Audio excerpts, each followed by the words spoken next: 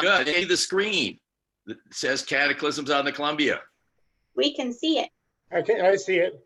Hey, well, sounds good. Well, this is always the biggest problem, is trying to make sure your share screen works. And first of all, thank you to two Garys. Two of my favorite Garys in the Missoula Flood realm are both on here. Gary Ford, and for all the work that you do for the Ice Age Flood Institute, appreciate that. And Gary Kleinknecht. We both Garys have been friends of mine for many, many years.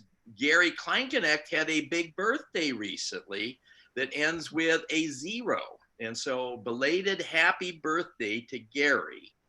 And then another favorite person who was on here is Bruce Bjornstad, and who you guys all know. And he's got a whole bunch of books out, and an incredible, he's doing the incredible drone work on the Missoula floods, and another one of my favorite people, and love the work that he has done. But when I was talking to Gary Kleinknecht, he said, Scott, would you like to give a talk? I said, of course. And with COVID now, everybody's doing Zoom talks, and I don't have to drive all the way up to your area, even though I do love doing it, because you go through incredible Columbia Gorge and the Channel Scabland type of areas, and I love to drive. But he said, what do you want to talk about? And I said, why don't I give a talk that I normally do on the Missoula floods down here? And it's going to, about 50% of it, you all are going to know well. And it is just going to be ho-hum, same old thing. But you're going to hear it from a guy who lives downriver. And you are going to hear a little different approach. And I think it's always good for us to share our different approaches to this incredible subject that we have of the Ice Age floods. And so this photo that I have here is on the book that I rewrote a few years ago. John Elliott Allen and Marjorie Burns wrote the very first book publicizing the Great Missoula Floods. And they called it Cataclysms on the Columbia. And then it got outdated. And I've been teaching at Portland State now for 30 years. John was one of my mentors, a great human being. And Marjorie Burns, and you say, well, are you related to her? No, she was married to my predecessor at Portland State, but she was an English professor at Portland State University. And she wrote about 3 or 4 of the chapters in the book, the original book. But it's fun because our grandparents, Marjorie's grandparents and my grandparents, lived across the street from one another in Portland, right next to Grant High School. My grandfather was Edward Burns, married to Margaret Burns. Her grandfather was Edgar Burns, also married to a Margaret Burns. And they always got all of their mail all mixed up because in those days it was addressed to Mr. and Mrs. E. and M. Burns. And then both of us were baptized in the same church in Portland. And she is just an amazing lady and a great writer, but an English professor. And when John died, we said, we need to rewrite the book. And Marjorie said, I'm an English person, I can't do it. So I'd been doing research on the Missoula floods. And so I rewrote it. And it was rewritten, it was published by Hooligan Press, which is the press at Portland State. And we have a master's program in publishing there. And so we had 8 different graduate students reading all of our work, Marjorie and myself. For her, it was awful to have other students correcting an English professor's work. For me, I loved it. And this is the cover that they chose that we had there. Hooligan Press, everything is completely environmentally conscious. And in fact, I tell people, if you have the book and you finish reading it, you can eat it. It is environmentally conscious because the paper and the print and everything is so good. All right, let's see if we can go to the next one. There we go. All right, so good. And so what I want to do tonight is 2 things. Tell you the story of the Missoula floods, but and which again, many of you know a lot about. But the other thing is, it is one of the greatest stories in the world of how geology works, or how science works, and how it doesn't work. And I tell this to all of our students. If you have an idea and you have good data with it, stick to it, because in the end, it may stick. And so here's one of my favorite pictures in the book, and that is J. Harlan Bretz. And he says, 5 great men in one photo, 4 don't show. He's in front of Mount Rushmore. He had a wee bit of an ego, and he had to be. And look at his name, J. Harlan Bretz. There is no period behind it. He grew up in Michigan on a farm, and he was known as Harley Bretz. He went to college. He went to Albion College. And when he got to college, he said, well, Harley Bretz is just not dignified, and so I'm going to be called Harlan Bretz from now on. And then when he handed in his PhD dissertation, his advisor looked at it and said, J. Harlan Bretz. He said, what's this J? He said, Harlan Bretz is just not dignified enough. And so therefore, I want to be called from now on J. Harlan Bretz. And so all of those grad students who were reviewing our work when we redid the book kept on putting a period behind it. Burns, you forgot the period. No, there is no period, because it means nothing. That is the guy that wrote the book. So what I always do at the beginning is show the last slide, because if you fall asleep during my talk, at least you got something out of it at the beginning. And so we're talking about the Missoula floods. And at the tail end of the last glacial period, between 15 and 18,000 calendar years ago, there was the great, huge continental glaciers coming down from Canada. But that little part of Idaho that sticks up, the panhandle right here, there was one valley, the Pend Oreille Valley, that the ice was growing. And the ice flow grew and dammed up the major river that was draining western Montana. That's what we call the Clark Fork River today. And it, at its maximum size, it was 1,700 feet high, and backed up a lake that all the way to Missoula that we call Glacial Lake Missoula today, 530 cubic miles of water. And then that dam catastrophically broke. And all of that water went down through Spokane, across eastern Washington, carving out all of the valleys that we now call the Channel Scablands. And then all of that water came back into the Columbia River, where the Columbia River comes into Oregon. That's what we call Wallula Gap. And it backed it up because 530 cubic miles of water could not pass through very, very rapidly. And it backed it up and created a big lake that we call Lake Lewis. And eventually all that water came through. And then it created another lake. At the Dalles, there was a major bend in the river that we call Lake Condon. Then the water came down the gorge. The gorge was there. The gorge has been around for 20 million years. And that water came down into Portland. As it came down into Portland, hit the West Hill. Some of it bounced off and went to the north through Kalama and out into the ocean. Some of it went through Lake Oswego and filled up the Tualatin Valley. And then the rest of it filled up the Willamette Valley all the way down to Eugene. And then all that water went back out into the ocean. And then the dam reformed. But the dam was a little bit lower because it was at the tail end of the ice age, and ice was beginning to melt. And so the lake wasn't quite as big. And then that dam went through exactly the same thing. And we have evidence of 40 floods making it all the way down to Wallula Gap, 40 floods making it down to Portland and out into the ocean. And Brian Atwater has evidence of 89 plus floods that are up here.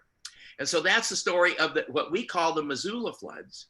At the end, I will also stress the fact that we probably had similar floods throughout the Quaternary, last 2.8 million years. And I call those ancient cataclysmic floods because we don't know where the water came from. Did it come from an ancient lake, Lake Missoula? Did it come down the Pend Oreille Valley? Or did it come down the Okanagan Valley that we have here? We don't know, but we do have evidence for that, and I'll show you that at the end. So that is the story. And so we call all of these the Ice Age floods. The last floods, the 15 to 18,000 calendar years ago, we call the Missoula floods. So we go back to the time of J. Harlan Bretz. And the 1910s and 20s. And here he is in his U.S. Geological Survey field vehicle, his standard graduate students who are mapping in eastern Washington. And what did he see? He saw these incredible valleys with no water in them. And it looked as if they had huge floods that had come down and carved out those valleys. And then you have dry falls. It looks like an incredible waterfall that was there in the past. And here is a painting by D. Molinar, a famous geologist here. And you envision this as a huge, huge waterfall there in the Grand Coulee. And then along the Columbia River, you had these incredible gravel bars. Look at the size of these grain silos that you have down here. And then, or West Bar, which is one of my favorites just outside of Wenatchee. And as geologists, we can look at these waves that are here, these ripples, and look at the what we call lambda, the distance between one top and the other top there. And we can back calculate using different formulas and get velocities. Vic Baker, one of the, I'll show you pictures of him coming up, did this, and he was getting velocities 50 to 60 miles an hour. The biggest floods in the world, records in Guinness World Book of Records is 25 to 30 miles an hour, not 50 to 60 miles an hour. What we have got here are examples of mega floods that we have got. And then all across eastern Washington, you have places where the windblown silt that we call loess, the Palouse loess, has been scoured away down to the bedrock, the Columbia River bedrock. And by the way, you're thinking about getting Steve Rydell coming in. He knows more about all of the different flows of the Columbia River basalts than anybody. And next month, I got to put a word in for Ellen Morris Bishop, who is going to be talking to you. And she is a great speaker. She's one of the greatest geologists in the Pacific Northwest and a great photographer. And she is going to have a talk that you are just going to absolutely love. Here is an island of leftover loess that has been eroded. All the loess has been eroded away on the sides down to the Columbia River basalts. And then here's a picture here of the windblown silt, the loess on the mountains to the right, but then down at the bottom in the valley here, you have got the scoured away the Columbia River basalts, and you have little depressions. We call those Coke Lakes. Those are areas where you have like little tornadoes and the high velocity streams coming through and drilling right down into the bedrock. Brett's noted all of these things, and then he came down into the Columbia Gorge, and this is just east of the Dalles, and you can see I-84 in front of you. If you look closely, you can see the Columbia River down here, but you can see where it's been scoured away all the way up to the top of the Columbia River basalt, and then you're into the loess, the windblown silt up on top. And he saw all of these things and said, it sure looks like we had huge floods in the past. And in 1923, he published his first paper related to the floods, which he called the Spokane Flood, that a major flood came down through Spokane, created the channeled scablands, as he called them, and then the water came down through a little gap into the Columbia River and down out into the Pacific. But the geologists of the day said, where did the water come from? And they said, and Brett, you are breaking one of the fundamentals of geology that we call uniformitarianism. This goes all the way back to the early geologists in Scotland in the 1790s and the early 1800s, and that all landscapes are created very, very slowly over a long period of time. And Brett, you're talking about a catastrophic event that came through in a flood, and you just cannot create landscapes like that. And so they invited him back in 1927 to Washington, D.C. I have at the GSA annual meeting. No, it was another meeting. I got to change this one slide. And they said, but it was a very prestigious geological society. And they said, could you present on your idea of the Spokane Flood? They didn't tell him that they had lined up 6 of the top hydrologists who all worked for the U.S. Geological Survey to come in after him and tell him how wrong he was. O.E. Meinzer, the father of American hydrology, James Galula, he wrote the textbook that I learned my geology on at Stanford years and years ago. J.R. Mansfield, W.C. Alden, E.T. Knight, all of them said, you're wrong, Brett, you're wrong, wrong, wrong. And so what he did after this talk, he went back, and he had by that time switched from the University of Washington back to the University of Chicago, and he switched his study to caves and cave formation, especially the caves of Missouri, and because he was just hurt. But the onslaught of the people saying, Brett, you're wrong, continued all the way through the 30s. Ira Allison, a famous professor down at Oregon State University, he mapped out all of what we call the glacial rafted erratics in the Willamette Valley, but he had other ideas as to how they were formed. But the guy who really nailed Brett's was Richard Foster Flint. Richard Foster Flint was the father not only of American glacial geology, but glaciology. He was a professor at Yale. And he had actually been out to Palouse Falls and had looked at the Palouse list and he said, Brett, you are just wrong. And it just really, really hurt. And when I rewrote the book, I got all these pictures of these old dudes in the chapter that Marjorie had written, and she looked at everything and she said, you know, this picture of Richard Foster Flint is my favorite picture of the book. And I said, Marjorie, he's just an old dude.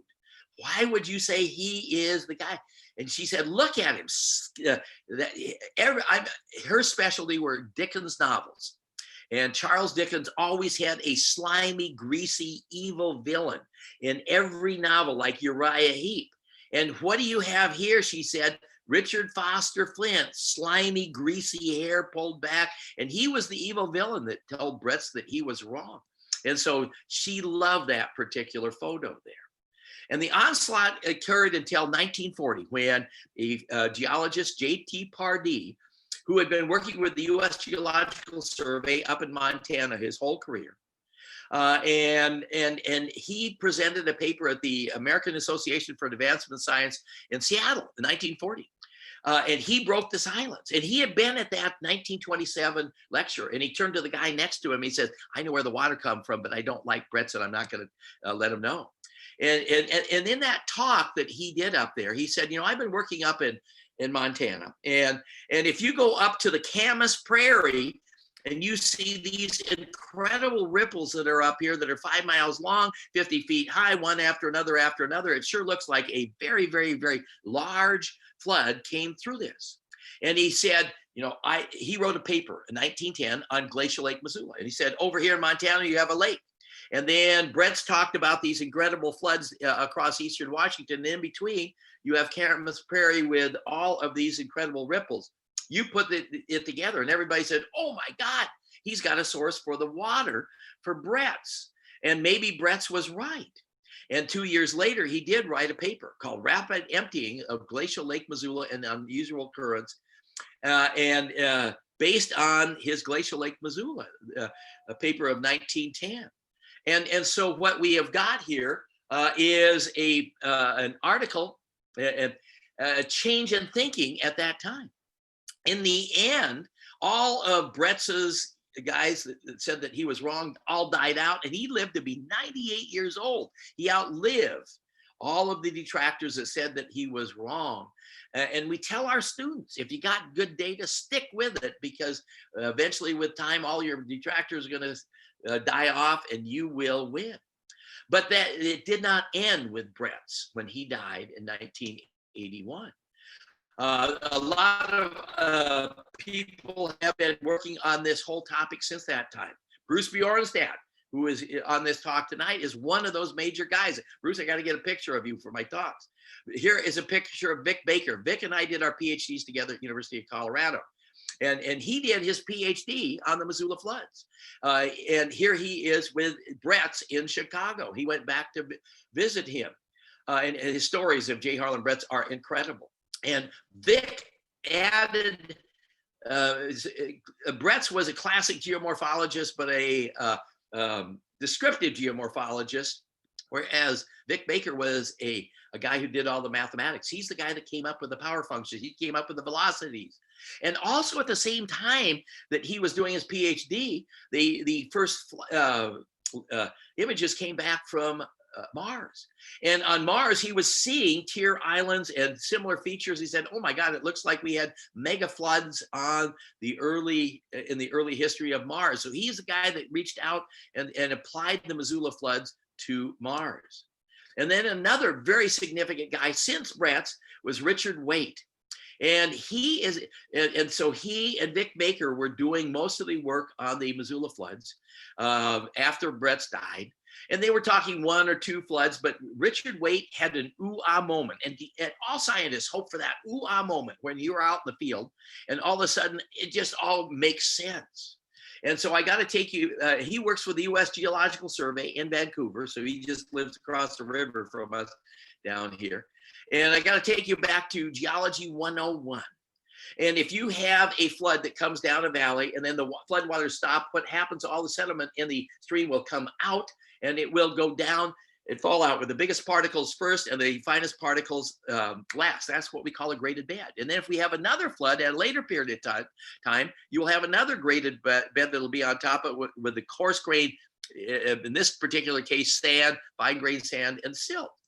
And he was having lunch outside of Touchy, Washington, at a place we call Burlingame Gulch, with a couple other geologists. And he looked down and he saw, look at all of these layers that are here, very, very thin up at the top and then down at the bottom, very, very coarse grain. Let's go down and take a look at them. And he did. And he found ripple marks going from left to right, towards Walla Walla on the right, and then down from the Columbia River on the left.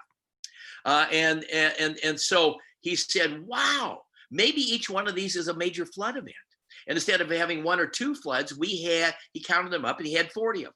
And he said, maybe we had 40 different floods. And he stuck his neck out. And in the early 80s, he published a paper on the early floods that you've got. And each one was distinctive. And as you, like 14 layers down from the top, he found ash. And geologists, we get very excited when we see these nice layers of white in there because we can take those samples, send them off to Washington State, they can zap them, they can give us a date on this. And he did. And this was Mount St. Helens ash that was here, which fits into the timing that he did. And at that particular site, he sampled using radiocarbon any time he could find carbon samples in the rhythmites that we call them. But as Richard mentioned, once you come up with a new idea, you always are scared half to death. Am I right? Am I not? And you need somebody else to confirm you. Well, Brian Atwater, another one of our great geologists in the Pacific Northwest, was doing work up in Glacial Lake, Columbia, just west of Spokane. And he was looking at different sediments that were over in that particular area. And you can see up here, you have light and dark bands, Those are what we call barbs. Those are lake deposits. They're primarily silt. And the light ones are primarily deposits in the spring and summer. And the dark ones are when the algae is deposited in the wintertime, when in a cool climate, it kills all the algae falls to the bottom. And so what you've got here at the top is a set of barbs. And then in the middle, you have catastrophic sands and gravels and cobbles that are there, and then more barbs. And so what you've got here is a lake deposit, and then a catastrophic flood, and then lake deposits. And he's got 89 different ones, and he never got to the bottom of the particular core up in that area. He said instead of having 40 floods that Richard Waite chronicled down in the Touchy area, he said up in the Glacial Lake, Columbia, I see examples of 89 plus. And so when we talk about the Missoula floods, in the old days, we use radiocarbon dates. Now we convert those over to calibrated dates because as you go back in time, the radiocarbon years divert from the actual real years. And so it comes out between essentially 15,000, 18,000 calendar years ago. You had 40 events that made it to the Portland area, 90 plus events that made it to the Spokane area. And now using some other types of dating techniques of exposure dates, beryllium-10, for instance, on some of the boulders that are found up in eastern Washington, we're pushing some of those numbers back to 19,000 years ago. When you look at all of the major floods, freshwater floods in the world today, in the geologic record, the first flood of the Missoula floods was the second largest, only second to Altai, Russia. And Vic Baker and Jim O'Connor have been studying that. Jim did his PhD under Vic Baker. Vic Baker is the original mega floods guy. He is still very active here in the Pacific Northwest. He didn't make it up this summer because of COVID, but he's got an apartment in Portland, and he comes up and spends some time because his grandson is here. And in fact, all of the largest floods in the world, freshwater floods that we have got, all are ice dam failures that you have got. Here is a picture of the Altai Valley in Russia. And so Vic said that is the biggest. Now he's kind of hemming and hawing about this being the biggest one. And it could be that the very first of our Missoula floods, which was the biggest, remember each one is getting smaller and smaller and smaller because the ice is getting lower and lower and lower. This one may be, the first Missoula flood may be the biggest one, and the Altai Russia one second largest, but whatever it is, it's either first or second that we have in the world. So that is the whole story of the Missoula floods. But let me take you up to Missoula, Montana, and let's work our way down the system to what we have got here. So here is a breaking of the ice dam. Here's the Pend Oreille Valley where that huge glacier came down and then dammed up the Clark Fork River. And if you put into the computer, as we've done in our book here, the height of the water that you had here. How do you know that? Well, you go back up to Missoula. And so let's go back up to Missoula. And here is Missoula. There's the University of Missoula, the big M up here. If you look closely, you can see remnants of the old strand lines of the beaches of Glacial Lake, Missoula. It's kind of hard to see it. So you go down valley and you will see, look at all, after a snow, you can see all of those strand lines of the old ones. You go to the highest elevation that is there, you get the size of that. And then what you do is you get that elevation. And that the elevation is 4,250 feet there. You go down, put that dam in down here, and then you say, computer fill in all the valleys. That's what Glacial Lake, Missoula looked like in the past. It's about half the size of Lake Michigan. Roger Denlinger, a great geologist who was at the Cascade Volcano Observatory with Richard Waite, has put that into computer models, and he figures it took 3 days. If you break the dam, we don't know how it broke, but the front of a glacier is always just going to have huge, huge tunnels in there. It's not too difficult to do that. Break that, it would take 3 days for that lake to completely drain. What was the size of that dam? As I meant, 2,100 feet high. 1,700 feet high. That's 3 Space Needles stacked one on top of another on top of another. Let's go back up to the Missoula area. And by the way, I teach at Portland State. Our arch enemy in the other than Eastern Washington University in the Big Sky conferences is Missoula and the University of Missoula. And so if we go up to Missoula and you go 9 miles out of town, you have an incredible section in the road. And road cuts are the bread and butter for all geologists. And so, I mean, every road cut has got a history that is there. And my wife hates it as we're driving down the road, and I will just be looking at things and say, there's a history here. In fact, my kids, when we moved back to Oregon in 1990 from Louisiana, I took my kids on camping trips all over the Pacific Northwest. And after a while, the kids said, when we get in the car, Dad, you do not speak until you're spoken to. We don't want to hear about all your geological road cuts. Well, they never caught on.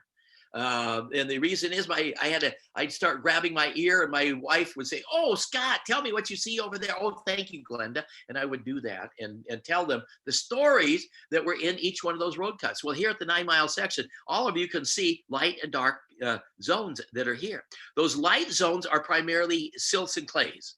And then the dark ones, if we went up very, very close, they're the barbs, the same barbs that I showed you, those lake deposits that Brian Atwater had earlier up in the up north in Glacial Lake, Columbia.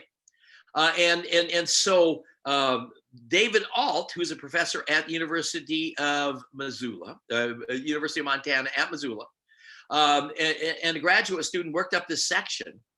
And what you've got is lake sediments and then back swamp deposits. That is stream deposits, and you go stream, lake, stream, lake, stream, lake, stream, lake that is found in here. The oldest one, the very down at the bottom, has 58 barbs, so we know that lake lasted 58 years.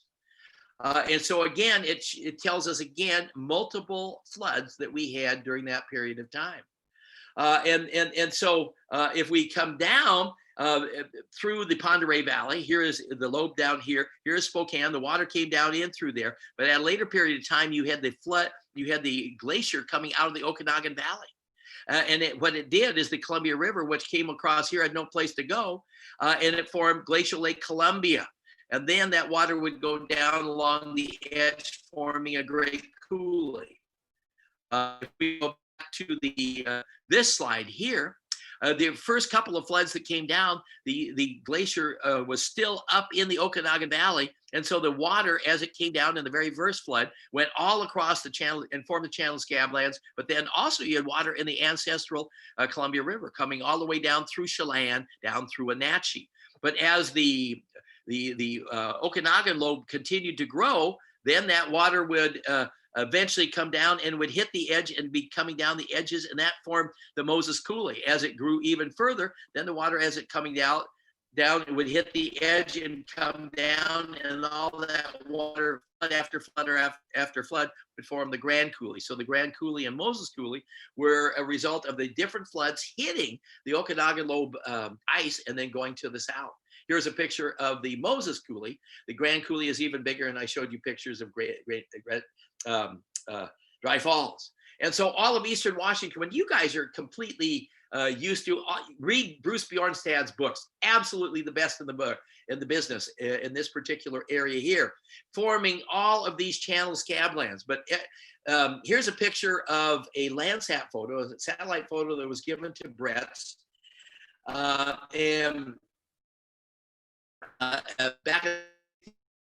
And he said, oh my God, it would have made field mapping a lot easier. You can see Spokane up there, Odessa, Grand Coulee Dam, et cetera, if we had had something like this than when our initial maps that came out.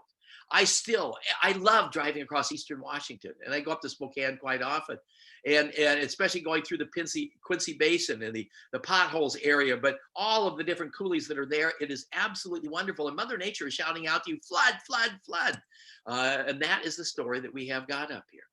All right, so then here's a picture of Wallula Gap, picture that I took on the river. I'm in Washington, and then everything you see off in the distance is Oregon. All of that water, 530 cubic miles, has got to pass through that particular gap there. So we put it in a shaded relief map. Look at how long the Wallula Gap is as you're coming from Washington down into Oregon. And all that water can't pass through. And so what does it do? It backs up and creates a big lake. And that is what we call Glacial Lake Lewis. The names of these lakes was named by John Elliott Allen, who wrote the initial textbook, named after Meriwether Lewis, because they chronicled all these rhythmites as Lewis and Clark came down the river and saying, whoa, what's going on here? And so you get all of these rhythmites all up in this area. Here again is at Burlingame Gulch, and you can see the bottom areas are very, very thick, and then as you're going up towards the top, the volumes of sediment deposited are less and less, most likely because the flood waters have cut down through the Palouse in Eastern Washington. And that between the 29th and 30th layer are those Mount St. Helens double ash layers that I talked about earlier. Then the water gets through Wallula Gap and gets back into the Columbia River. I'm going to show you a picture right from the gorge right here at Arlington in a few seconds. But then you have another hydrologic dam, a big bend in the river, and the water can't come through there as fast. And so it creates another lake with rhythmites out in the Hermiston, Boardman, Arlington area that you have got. And then here's a picture just outside of Arlington.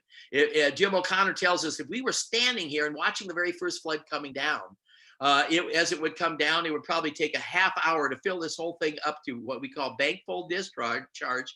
And then it would continue to run for 2 to 3 weeks. We're still waiting for Roger Denlinger to finish off the times for all of the water to get through the whole system as it comes down. And so here's a picture of the Columbia Gorge between our two great states that we have got. And it's been there for the last 14 to 20 million years. The floods widened it and deepened it a little bit, but did not carve it. And so I'll show you a few pictures between Cascade Locks, which is going to be the next one, and then as we get down into Portland. And so in Cascade Locks, you have got a huge landslide that is here that came down, the Bonneville landslide, or the Bridge of the Gods landslide. It's not related to the floods, but it's the most studied landslide in the Pacific Northwest. Why? Because we built our first dam on the Columbia River that is here, and that's Bonneville Dam. And you don't want to build a dam on something that is going to be moving. But if you look on the Washington side up here, The whole Washington side is very, very low angle coming down. It's all landslide deposits.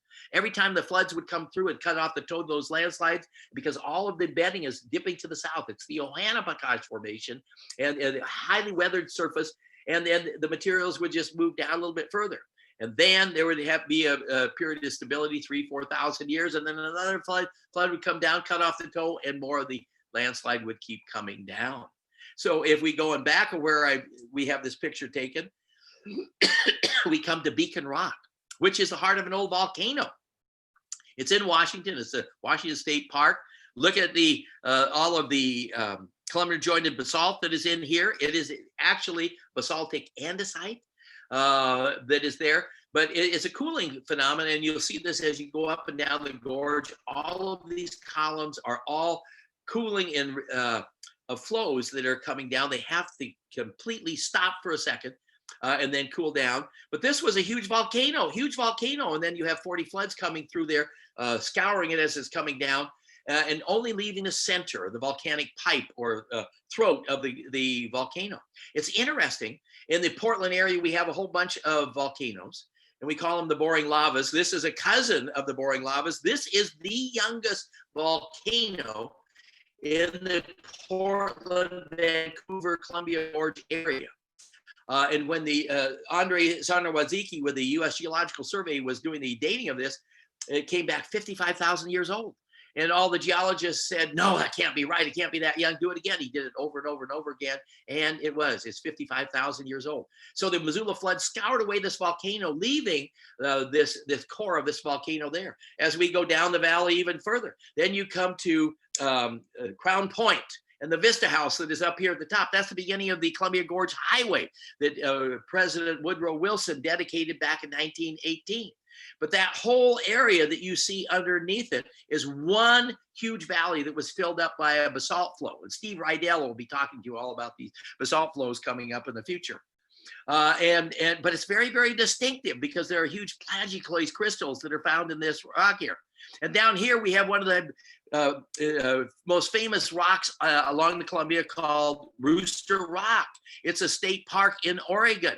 And if we look at it, it's exactly the same rock as up here. And so it was originally right here. And as the last flood came down and undercut the slope, that rock came down on a landslide and deposited straight up like this.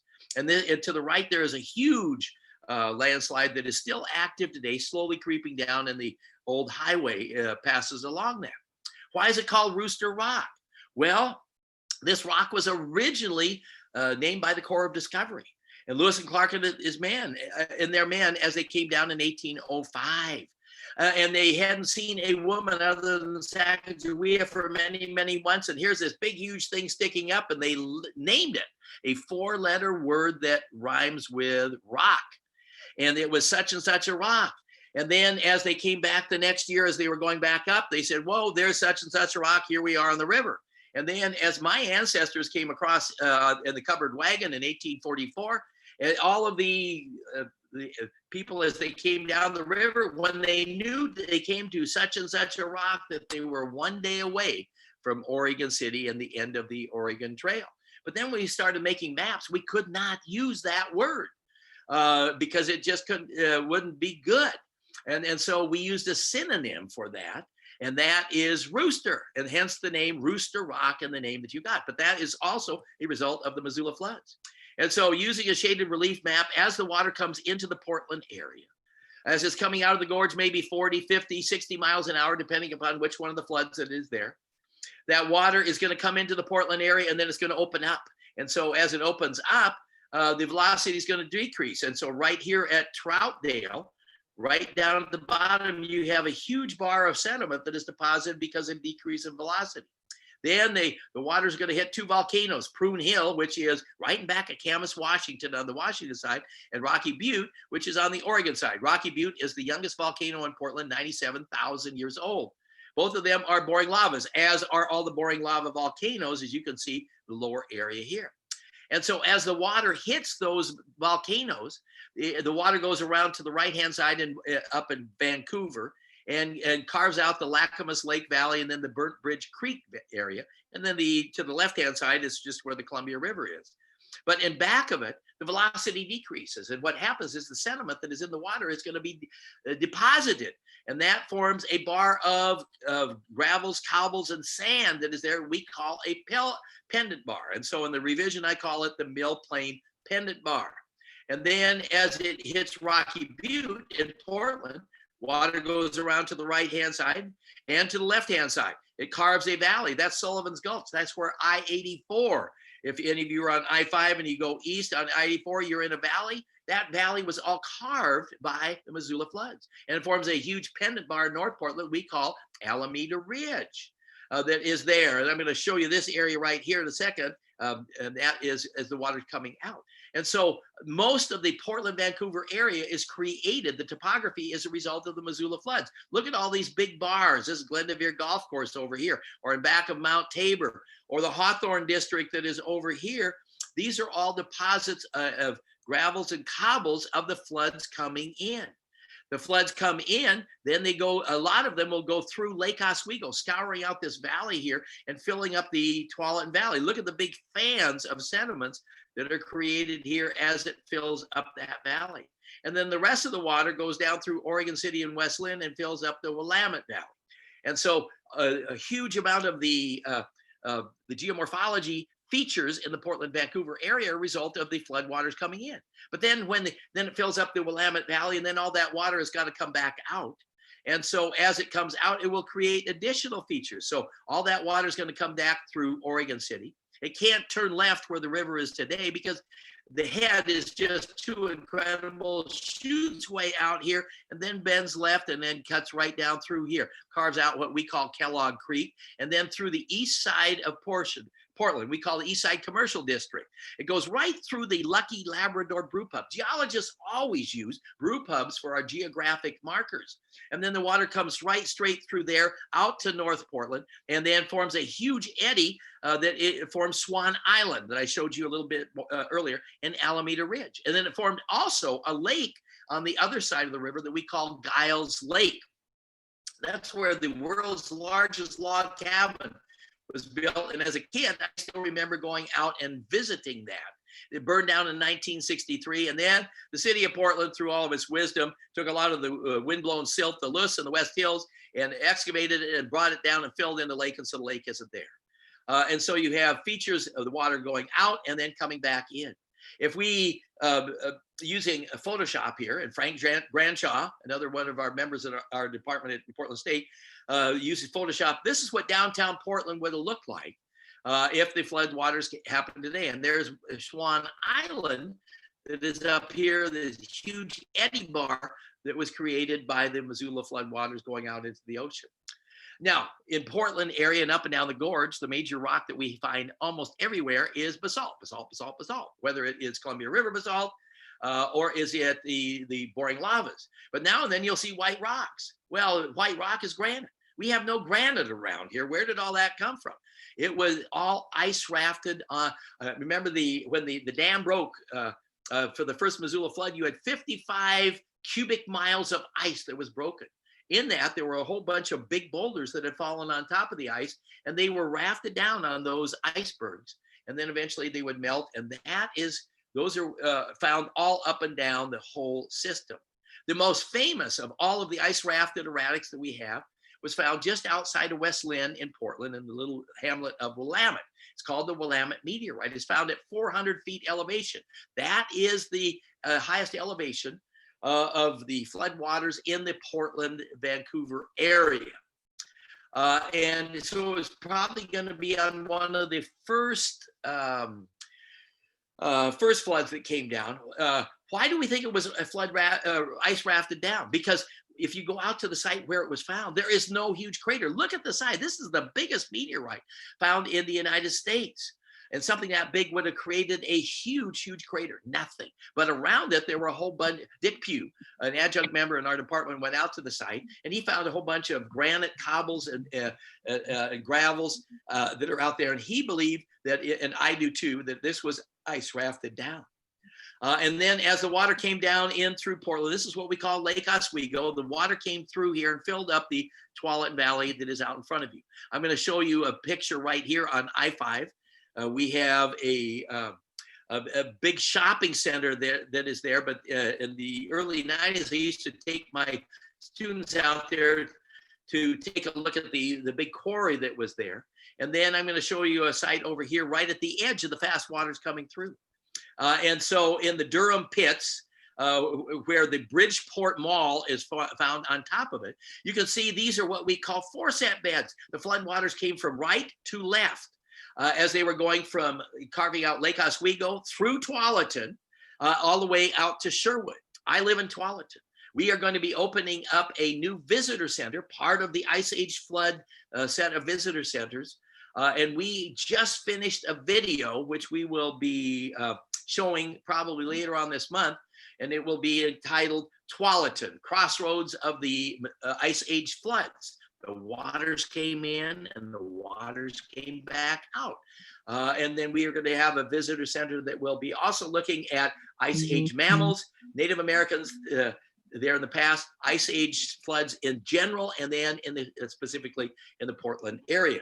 So this it was all formed there. Now these are all also rhythmites that were further north from that area, and they have silt at the top, sand, and then gravel. Silt, sand, gravel. Silt, sand, gravel. That's showing you these are these rhythmites that we talked about here. Each one is a different flood, but this is in a faster velocity area as the water was coming through Lake Oswego.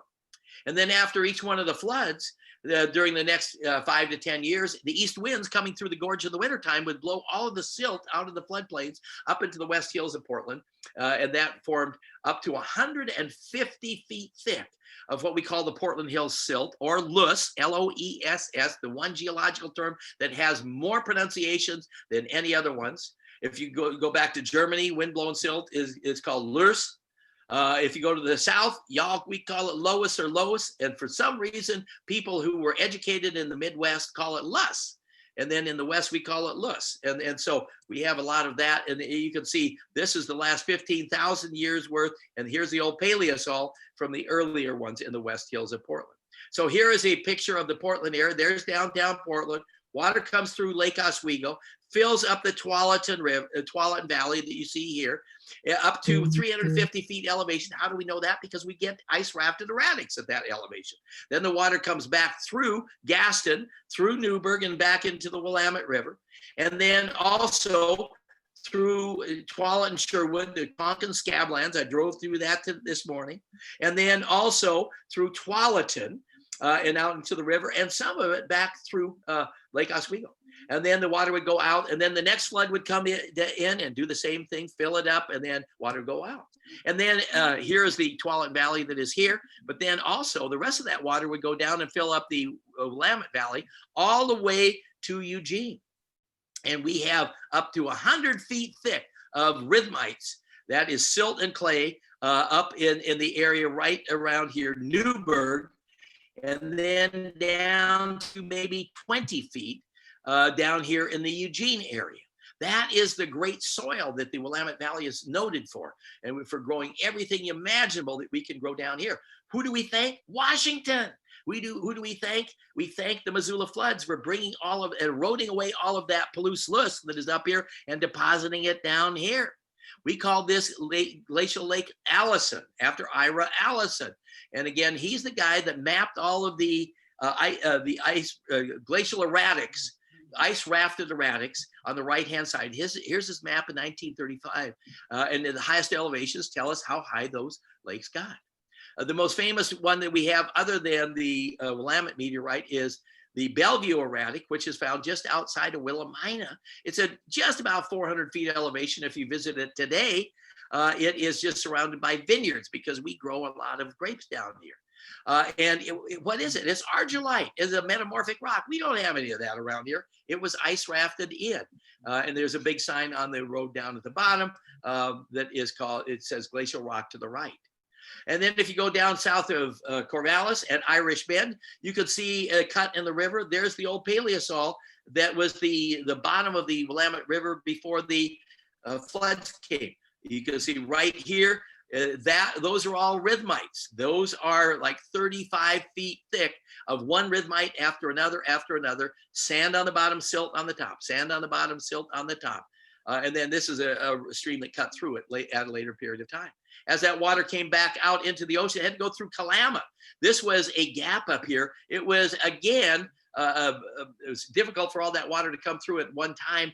And so it was it caused the water to back up into Portland. And we had probably a week to 2 weeks of water up to 400 feet elevation. Then the water went through Kelso all the way out into the ocean. But remember, the ocean was 300 feet lower in elevation at that particular period of time.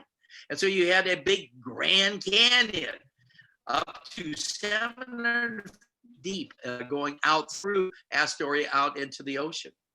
And then Professor Normork has mapped all of the sediments as coming out of the Columbia River, out on the Astoria fan, all the way down to the Blanco fault zone, all the way out onto the back of the Gorda Ridge, the Tufts fan out here down to the Mendocino Fault, which is the San Andreas Fault going out into the ocean. And so the sediments from the ancient cataclysmic floods and the Missoula floods made it all the way down into this area. And he looked at the volumes that he got. He's got 700 cubic kilometers of sediment out here on the two fans out here, compared to 20 kilometers of cubic kilometers in the Willamette Valley. So that is a story of the Missoula floods. But I also stress the fact that these floods, similar floods, have occurred throughout the whole Quaternary. If you go up to outside of the Dalles, so Dalles, Oregon, off in the distance, that is Washington, and down at the bottom of the valley down here is the Columbia River. And this is Highway 197. And I had a master's student, Dave Cordero, take a look at this. And these are all paleosols. Alan Busaka of Washington State came down and blessed all of these as paleosols that we got. We've got a date on the one right in here. That's a Dibiki Waylay Tuff. It's about 560,000 years old. Everything up above it is less than that, and everything below. And down in here, we have reverse magnetism here. And so we have over 700,000 years. And so these are all paleosols in older flood deposits that are here. The modern Missoula floods, 15 to 18,000 years, are listed down here. Or we go outside, just above the Yakima River, just to the northwest of the Tri-Cities. Here are two of my grad students, Erica and Kat. And look at this caliche horizon that is here, and underneath it you got flood sediments. Alan Busaka said this has got to be at least 150,000 years to form this, and so we got a flood deposit that is at least 150,000 years old. Or again, here's the Yakima River. I want you to take a look at the sediments up here, and then I'll show you the cross section down here. At the top, these are all caliche cemented sediments, and they're not only are basalt, but they're also exotics, metamorphic rocks and granites and things like that. And to get a calcium carbonate caliche horizon like this, you're looking at least 50,000 to 100,000 years old. Underneath it, here's Erica. Look at all these light bands in here. These are all rhythmites, 14 rhythmites that are found in this particular area here with 100,000-year-old soil on top of it. Those are also ancient floods that were there. Now, Erica in her site, and used some of Bruce Bjornstad's sites and Vic Baker's sites and other ones. She had over 35 different sites in Washington and Oregon of ancient Missoula floods or ancient cataclysmic floods that are there. Now, I never finish a talk without mentioning a little bit about wine. And our two states are the number 2 and 3 states in the United States in the number of wineries in the states. Washington being number 2, we're number 3 in Oregon. And so here's a picture in the Willamette Valley. And out here, the Missoula flood sediments. Do you grow grapes on the Missoula floods? No, you grow up on the sides away from it. You want to stress the grapes. You want red soils. The older the soil, the redder the soil, the lower the nutrients, and the best grapes are grown on the slopes. And so why do we grow them up there instead of down below? Because they're just too nutrient rich. But in Oregon, these are all cool climate grapes, and we don't irrigate. And so we stress the grapes by using old soils. The Missoula floods, only 10% of the soils, grapes are grown on the Missoula flood sediments. But in Washington, over 90% of all of the vineyards are on the Missoula flood sediments or the loess blown off. This is in the Yakima Valley. What's that? It's a ice rafted glacial erratic that is there. And look at all these beautiful vineyards that you got up there. And so the result is Washington, 95% of the vineyards are on Missoula flood sediments.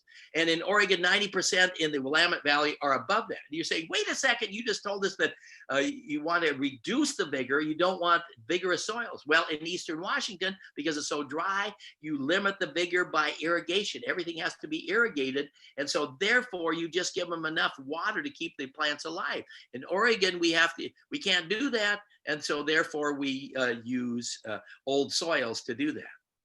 So why did I rewrite the book a few years ago? The reason is our latest national park, or a cousin of the national park, is called the Ice Age Floods National Geological Trail.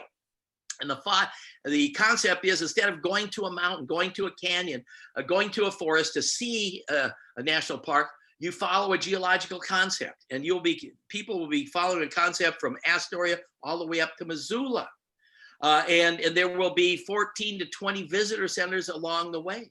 And during Obama's first year in office, this passed. And it was the Ice Age Flood Institute, all of our chapters working together, that got this passed through. And so therefore, we needed to have a book that would take a look at the whole thing, the story of Brett's, and then the putting together of the stories, and then the individual areas. Bruce Bjornstad has the best books in the central part and up in this area here. And then David Alt has a pretty good book on Glacial Lake, Missoula, and its humongous floods. And then we have the whole thing from one end to the other. That's why we wrote it. Tualatin is right down here, and that's going to be one of our visitor centers that is going to be opening. So that's why we did that. So that is the story, but it's not the end of the story. But in case you fell asleep at the beginning, let me just kind of summarize what I was talking about. 89 plus floods that were in the Missoula floods, 40 of them getting down into the Portland area. Velocities up to 60 miles an hour. If you took all of the flows in cubic meters per second or cubic yards per second of all of the rivers in the world multiplied by 10, that is the flow of that very, very first flood of the Missoula floods. It affected 16,000 square miles in Montana, Idaho, Washington, and Oregon. The maximum flood, the biggest one, the Missoula floods, 530 cubic miles of water and 50 cubic miles of ice. The biggest was the first one, 15 to 18,000 calendar years ago. Don't forget the ancient cataclysmic floods, ice age floods. So we call them all ice age floods. The Missoula floods are the more recent ones, and then the ancient cataclysmic ones are the older ones. A question always comes up: were humans around? Yes, they probably were, but where were they living? They were following the rivers, and as the floods came down, they were probably wiped out by all of the floods that came down. But the Paisley Caves in Oregon, that is the oldest archaeological site in the United States, and it dates back to over 14,000 calendar years ago. And so most likely that humans were around at that time. The local Catapulya Indians, Native Americans in the Willamette Valley, they have stories two times that Willamette Valley was filled up from one side to the other side. Probably Missoula floods, probably a couple of the last ones that were there, and so humans probably were around. So that is the story of the Missoula floods. It is not the end of the story, because we still keep doing incredible work and research in this, but that is perspective from my end of the world down here. Gary, thank you very much for the invitation to come and speak tonight, and thank you to all of you for tuning in. Thanks a lot. Thank you so much for speaking with us today. Thank you, Scott. Thanks, Tom. Thanks, Scott. Thanks, Gary. Do we have time for questions, or is anybody interested in questions? We certainly have time for questions. If people need to hop off, they certainly can. But if you have questions, feel free to shoot them. If you're having trouble, if you can't be heard, just make sure to try and unmute yourself. I'll try and keep my eye on the video and see if anybody's talking and try and unmute you. I have a question. Why did only 40 of the floods get to Portland? What happened to all the rest of them? Well, it's a great question. Why did only 40 get down to Portland?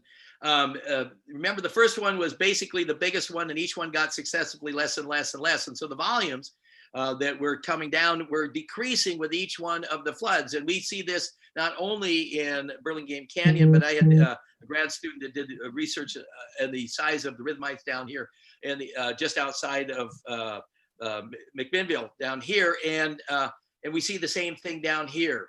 But it's an interesting thing because the latter floods went through Glacial Lake, Columbia, and they would add water to the amount that was coming out of Glacial Lake, Missoula at that time.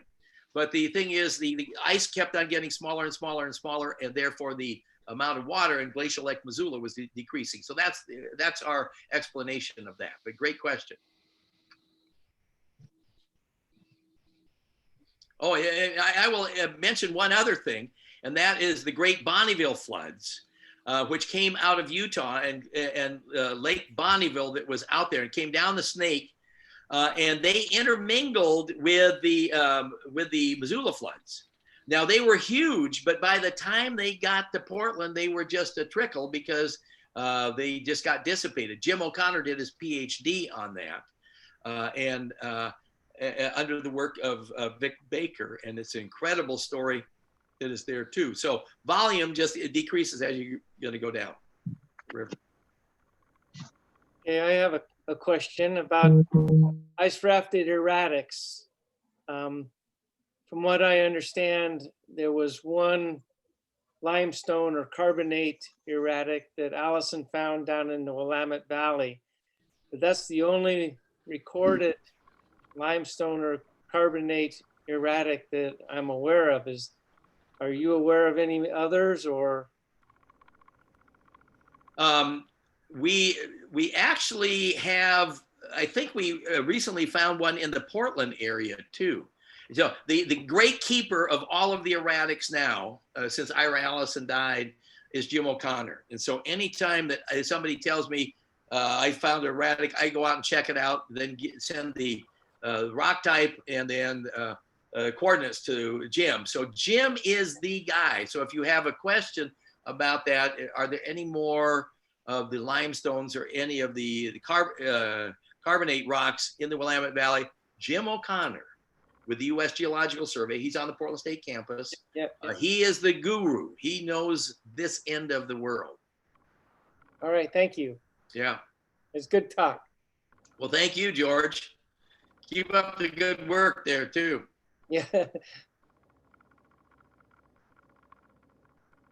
Scott, I had a question. What are a few of the most significant changes or updates you had to make to the book when you did the second edition, between the first and second editions?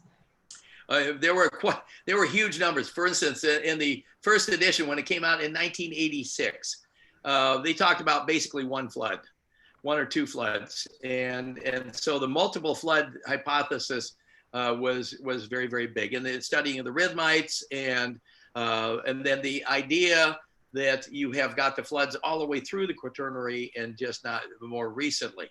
So all of those came through, but then the work of the movement, the formation of the Grand Coulee and the Moses Coulee and the Okanagan Log and the interaction between all of those weren't in the original book that much. And so a lot of different things have come in. And then when you come down into the Portland area, our end of the world, we have incredible stories that are down here that were not in the original one. So, but probably the biggest thing is dating.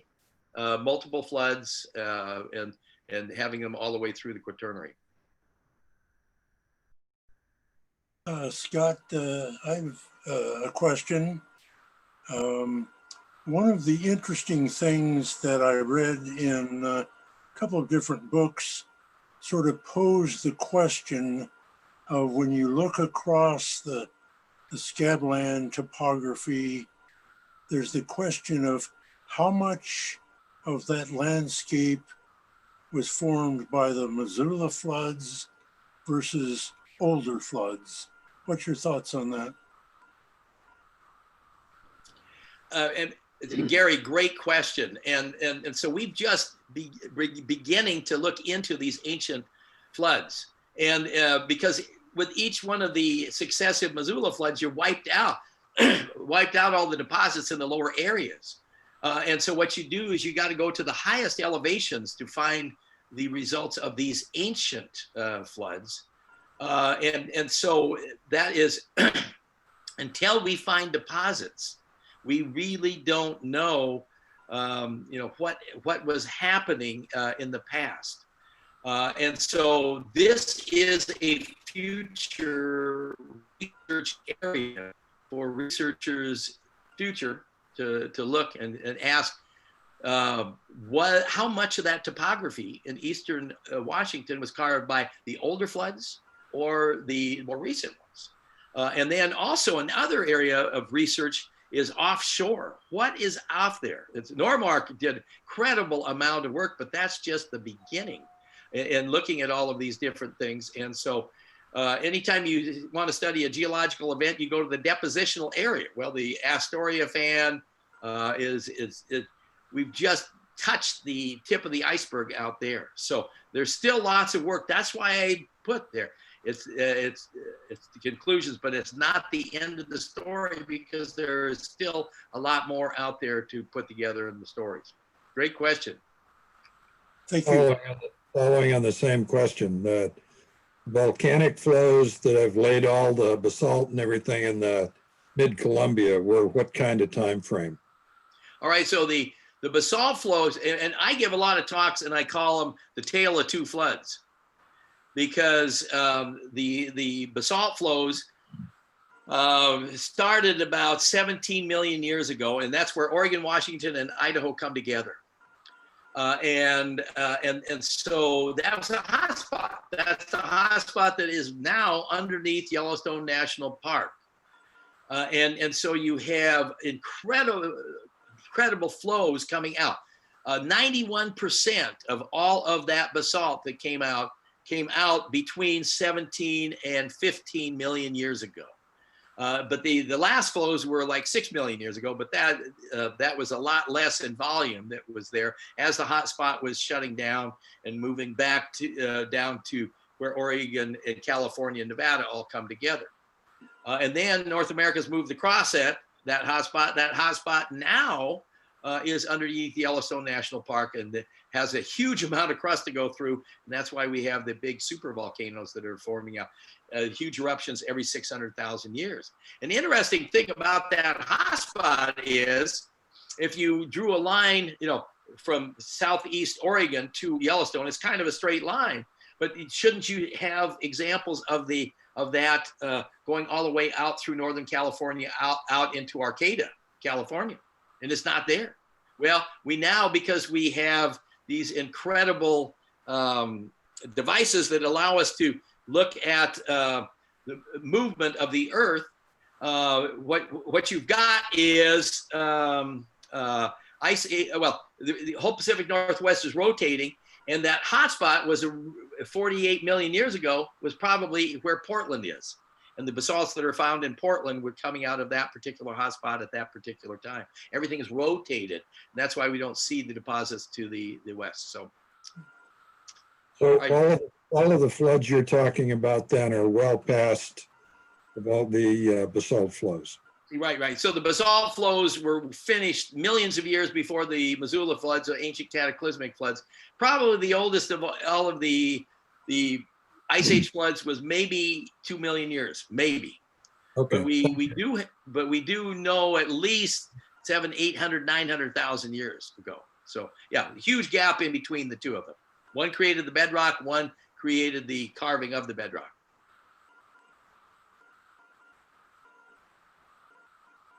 Well, I think we've kind of run out of questions, and thank you very much, Gary, again, for the invitation to come. And well, I didn't come. I zoomed you up there to give you your talk, and Thank you, and it's just great to see so many of you coming out to listen to the talk tonight. Yep, thank you, and have a safe trip home. Thank you, Scott. Yeah, Thank thank you you. guys. And thank Thank you, you. Liz, for doing a great job